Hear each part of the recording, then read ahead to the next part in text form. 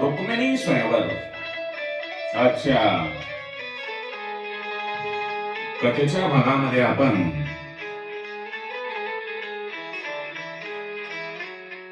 ज्या माता लक्ष्मीचा अवतार आहे त्या रुक्मिणी स्वयंवरावर आज आपण प्रकाश टाकणार असून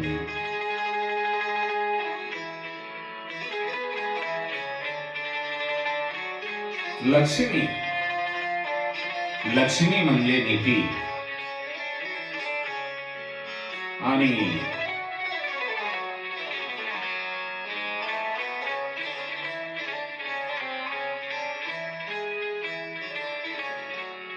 आपल्या जवळ जो धन दौलत संपत्ती पैसा येतो तो नीतीने मिळवला म्हणजे त्या म्हणजे सुख आणि समाधान.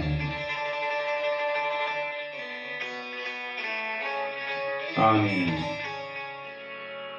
जे अनितीने धन मिळवलेले आहे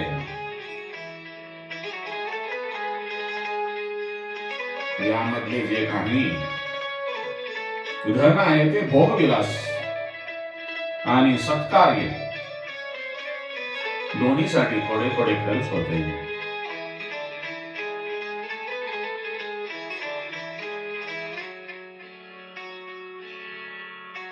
महालक्ष्मी महालक्ष्मी म्हणजे धर्माने आणि नीतीने मिळवलेले धन. हे जे धन आहे ते मनुष्याला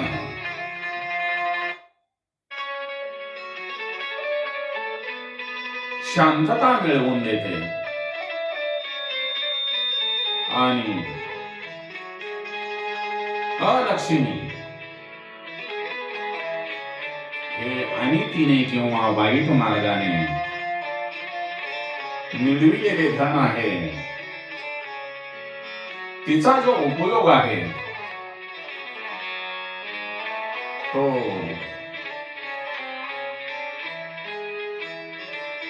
भोग विलासासाठी होतो आणि तो माणसाला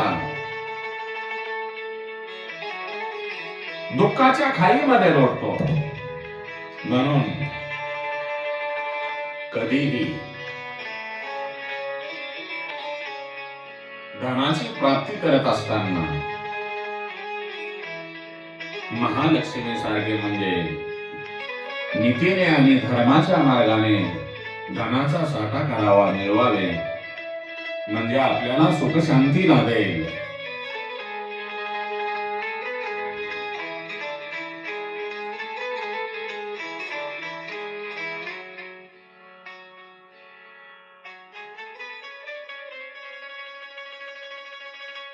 रुक्मिणी ही महालक्ष्मी आहे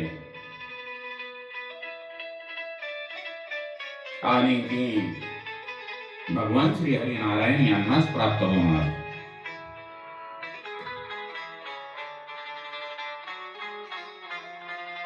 मथुरेमध्ये असताना श्रीकृष्णांचे एकही लग्न झाले नव्हते.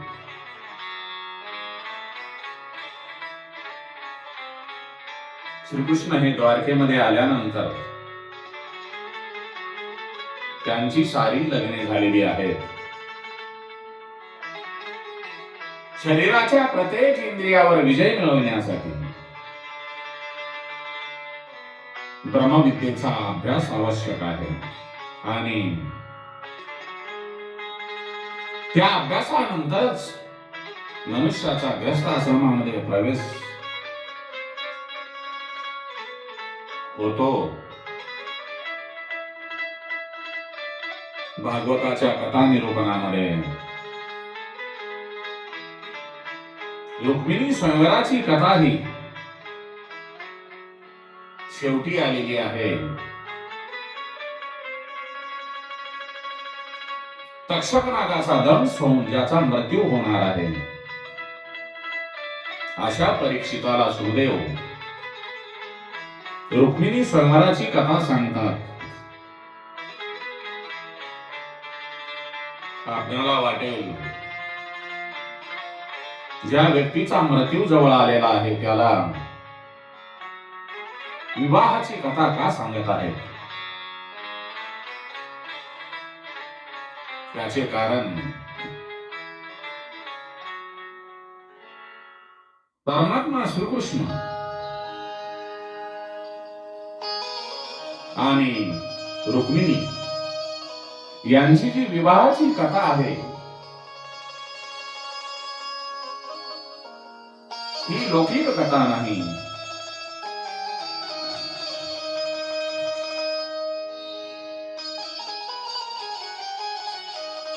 ही कथा आहे जीव आणि परमात्मा यांच्या विवाहाची. ही कथा सुरस असून परमहंस शिरोमणी सुखदेव यांच्या मुखातून श्रवणारी ही कथा राजा परीक्षित काळ वेळेचे भान हरपून ऐकत आहे. कारण राजा परीक्षितांचा मृत्यू एकदम जवळ आलेला आहे.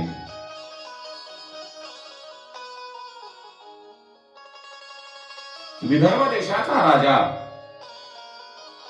भीष्मक याला 5 पुत्र होते आणि 1 कन्या होती. भीमकाच्या मोठ्या मुलाचे नाव रुक्मी आणि कन्येचे नाव रुक्मिणी होते.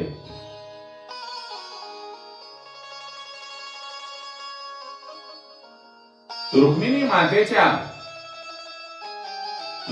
नाव शुद्धमती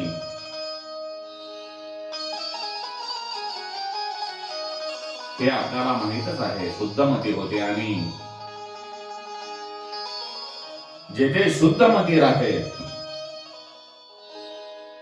शुद्धमती म्हणजे आपलं जे चित्त आहे, आपल्या चित्तामध्ये फक्त भगवंताचा वास, माता लक्ष्मीचा वास, सर्वांशी चांगले वागणे, समभावाने वागणे, अशी जी शुद्धमती. आणि जेथे शुद्धमती असते तेथे महालक्ष्मीचा वास असतो. आपली मुलगी रुक्मिणी हिचा विवाह श्रीकृष्णांशी व्हावा अशी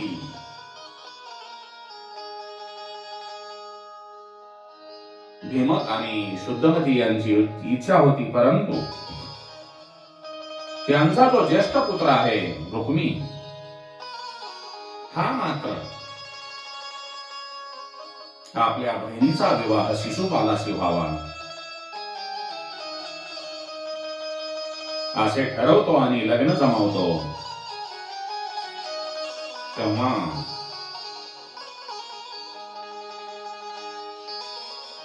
ज्येष्ठ पुत्र रुक्मीच्या समोर त्याच्या आई वडिलांचे आणि बहिणीचे काहीही चालत नाही. लग्न जमल्यानंतर रुक्मिणी चिंताक्रांत होते आणि आपला बंधू आहे त्यांना सांगण्याचा प्रयत्न करते, परंतु तो ऐकत नाही. तेव्हा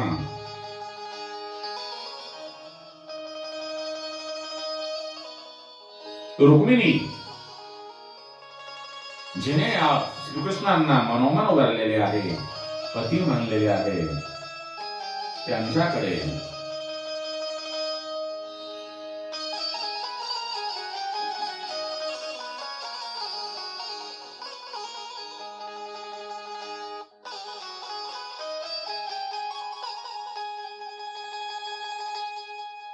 सुदैव नावाच्या ब्राह्मणाच्या हस्ते एक पत्र पाठवते. त्या पत्रामध्ये लिहिले, श्रीकृष्णाला पाठवलेल्या पत्रातील रुक्मिणीचा मजकूर असा आहे. हे भुवन सुंदरा, अनेकांच्या तोंडून आपल्या गुणांचे वर्णन माझ्या कानी आले आहे. तुमचे सद्गुण वर्णन ऐकून माझा विवाह तुमच्याशीच व्हावा असे मला वाटते. तुमच्या गुणांनी माझे चित्त चोरले आहे आणि तुमचे गुण ऐकल्यानंतर माझे जन्मोजन्मीचे पाप नष्ट झाले आहे. हे प्राणेश्वरा,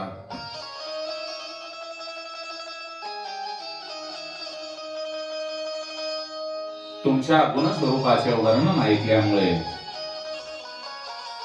लज्जा आणि संकोच सोडून माझे चित्त आपल्याकडे धाव घेत आहे. हे प्रियतमा, मी आपल्याला माझा पती मानून वरले आहे. आपण आता इथे येऊन माझे पाणी ग्रहण करावे. मी अनेक व्रते केली आहेत, दान धर्म केला आहे, अन्नदान केला आहे, वस्त्रदान केले आहे. माझ्या बरोबर जी काही पुण्य संपत्ती असेल ती मी आणेन. माझा विवाह माझ्या मोठ्या भावाने शिशुपालासोबत करण्याचे ठरवलेले आहे.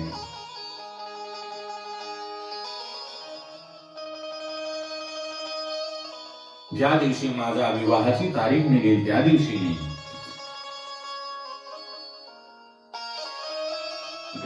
गावाबाहेर असलेल्या माता पार्वतीच्या मंदिरामध्ये पूजेसाठी येईल आणि तिथून मला आपण घेऊन जावे. मी डोळ्यामध्ये प्राण आणून आपली वाट पाहत आहे. असे रुक्मिणी मातेचे पत्र भगवान श्रीकृष्णांनी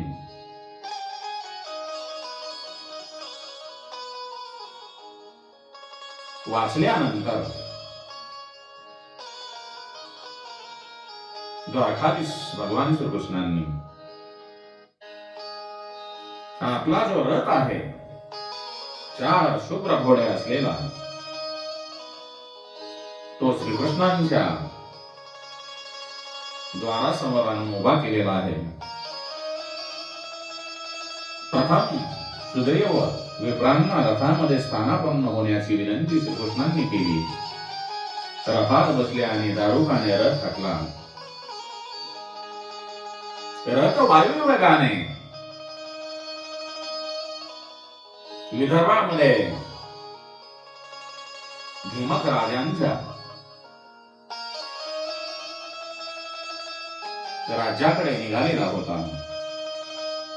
इकडे रुक्मिणीच्या विवाहाची तयारी चालू झालेली होती. अखेर विवाहाचा दिवस उजळला. रुक्मिणीची आई शुद्धमतीने आपल्या मुलीला भल्या पहाटेचा अभ्यंग स्नान घातले. माता रुक्मिणींच्या मैत्रिणींनी तिचा श्रंगार केला. रुक्मिणींनी मग देवांना नमस्कार केला. तिने तुळशीला प्रदक्षिणा करून माता तुळशीची प्रार्थना केली आणि मनोमन तुळशीला नमन करत असताना श्रीकृष्णांना पती म्हणून वरले आहे. ती माझी मनोकामना पूर्ण करावी अशी तुळशी मातेकडे प्रार्थना केली. तिने आपल्या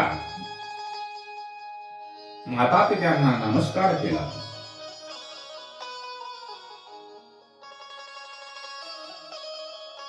मग शुद्धमती रुक्मिणीला म्हणते, हे रुक्मिणी, आपल्या कुलाचाराप्रमाणे तू नगराबाहेरील पार्वती मातेच्या मंदिरामध्ये जाऊन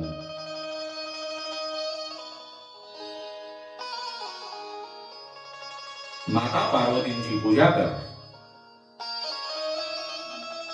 वधू वेशातून पूजेसाठी चाललेली रुक्मिणी नगरातून पायी चालत असताना नगरवासी तिच्यावर पुष्पवृष्टी करत होते.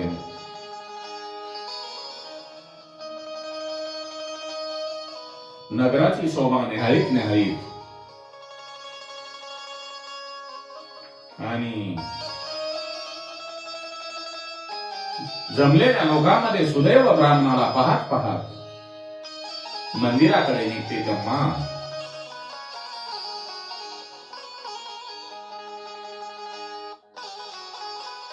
जड पावले टाकत चालत असलेली माता रुक्मिणी त्या लोकांच्या गर्दीमध्ये सुदैव ब्राह्मणाला पाहते आणि तिला आपला प्राण सखा श्रीकृष्ण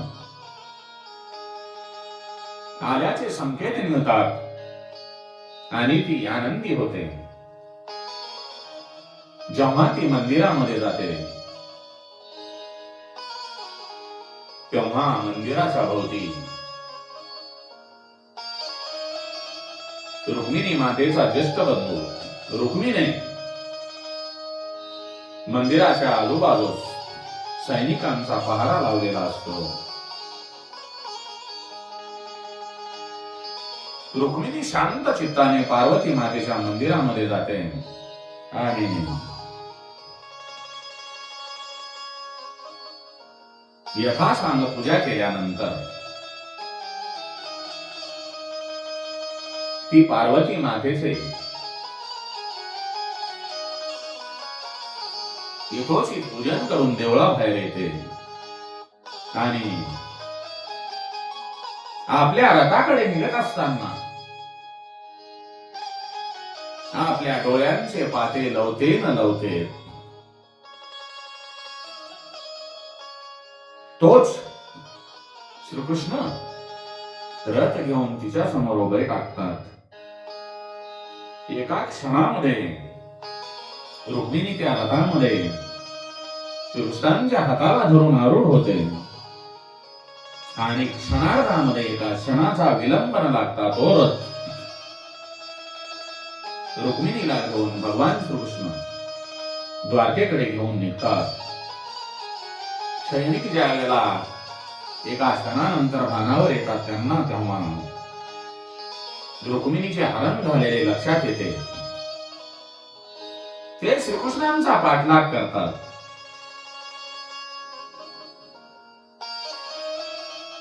त्याच वेळी बलराम सैन्यासह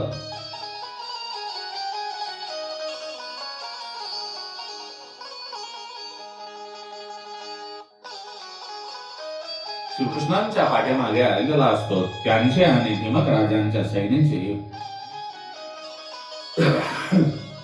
युद्ध होते तेव्हा जरासंधाचे सैन्य सुद्धा रुक्मिणीच्या मदतीला धावून येते, परंतु बलरामाच्या सैन्यापुढे त्यांचा टिकाव लागत नाही. त्यामध्ये जरासंधाचा पराभव होतो. श्रीकृष्णाने आपल्या नियोजित वधूचे अपहरण केले आहे, हरण केलेले आहे. हे ऐकून शिशुपाल हतबल होतो. तेव्हा जरासंध त्याच्याजवळ जातो आणि शिशुपालाला सांगतो, अरे शिशुपाल, रुक्मिणीचे जरी हरण झाले असले तर तू या पराभवाने खचून का जातोस? तेव्हा रुक्मिणीला हा अपमान सहन न झाल्यामुळे तो आपले सैन्य घेऊन श्रीकृष्णांचा पाठलाग करू लागतो. रुक्मिणीला सोडून आणले तरच राजधानीत प्रवेश करीन अशी त्याने प्रतिज्ञा केली होती.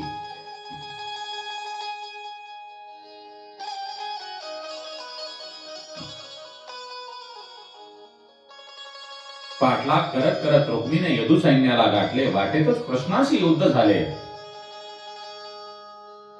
त्यात रुक्मिणीचा पराभव झाला. श्रीकृष्णांनी त्याला मारण्यासाठी कृष्ण सरसावले तेव्हा रुक्मिणीने,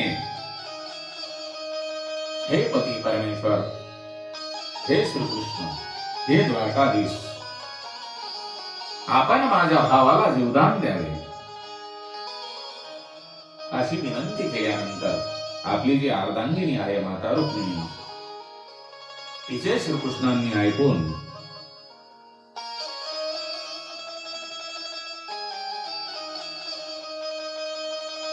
रुक्मिणीचे मुंडन केले आणि रथाला बांधून टाकले. थोड्या वेळानंतर बलराम तेथे आला आणि खाली मान घालून बसलेला रुक्मिणीला श्रीकृष्णाने सोडवले, बलरामाने सोडवले. तो रुक्मिणीला म्हणतो,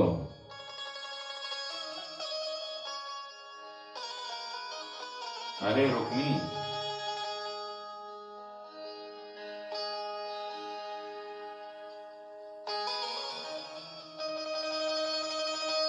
वीर पुरुषाला कुरूप केले म्हणजे त्याचा वध केल्यासारखेच आहे. माता रुक्मिणीचा भाऊ रुक्मिणी हा अपमानाने नेल्यासारखा होतो. प्रतिज्ञा पूर्ण न करू शकलेला रुक्मिणी राजधानीत जात नाही. त्याने भोजकड नावाची एक नवीन नगरी वसवली आणि तेथेच तो राहू लागला.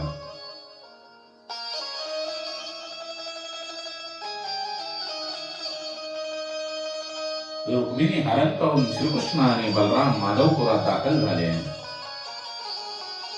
त्यावेळी त्यांचे सासरे आणि माता रुक्मिणींचे वडील भीमकही तेथे आले होते. मार्गशीर्ष महिन्यातील पंचमीच्या दिवशी श्रीकृष्ण आणि रुक्मिणींचा विवाह संपन्न होतो. रुक्मिणी विवाहाची रोमांचक कथा ऐकून परीक्षिताबरोबर तेथे जमलेले इतर श्रोतेही मंत्रमुग्ध झाले होते.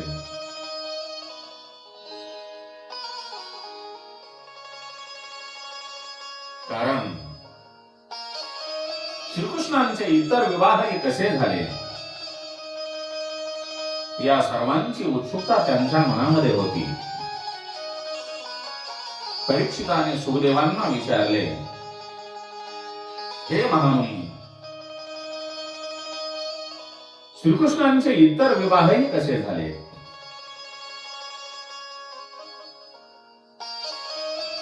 हे ऐकण्यासाठी माझे कान आतुर झालेले आहेत. तरी आपण ती कथा सांगा. बाबांनो, माता रुक्मिणी आणि भगवान श्रीकृष्ण यांचा विवाह कसा झाला यांचा मी आपणाला थोडक्यात कथेचा सारांश आपल्या पुढे मांडलेला आहे. माता रुक्मिणी आणि भगवान श्रीकृष्ण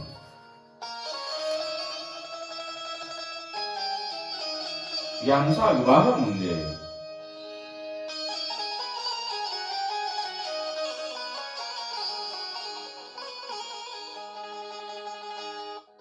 जीव आणि परमात्मा यांच्या विवाहाची कथा आहे.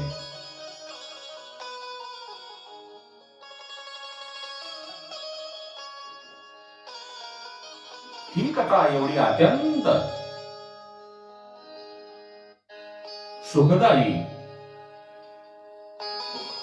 आणि सुरस असून परमहंस शिरोमणी सुखदेव यांच्या मुखातून श्रवणारी ही कथा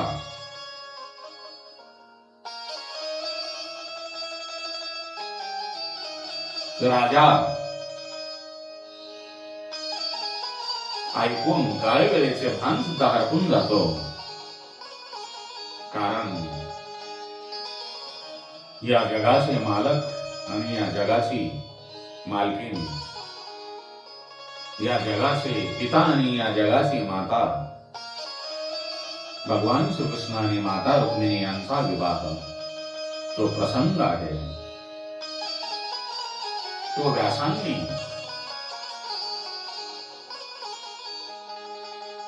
सोनेरी अक्षरामध्ये आपल्या समोर ठेवलेला असून तो सुखदेवांच्या मुखातून राजा परीक्षितांना सांगितलेला तो आपले काहीतरी भाग्य आहे म्हणून आपणाला ऐकण्यासाठी मिळत आहे.